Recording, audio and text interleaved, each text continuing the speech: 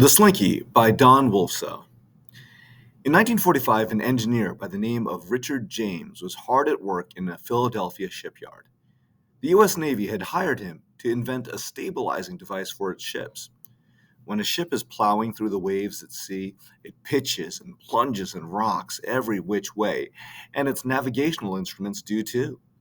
Richard's job was to come up with something that would counterbalance the instruments so that they would be level at all times.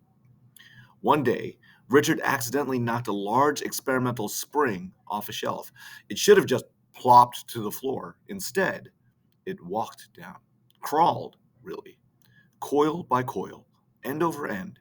It descended onto a stack of books, and then down to a desktop, and from there to the floor, where it gathered itself back together.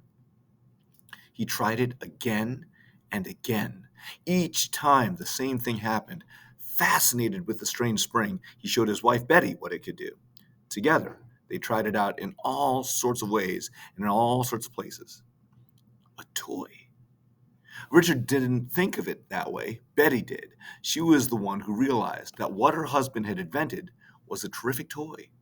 Betty was also the one who named it.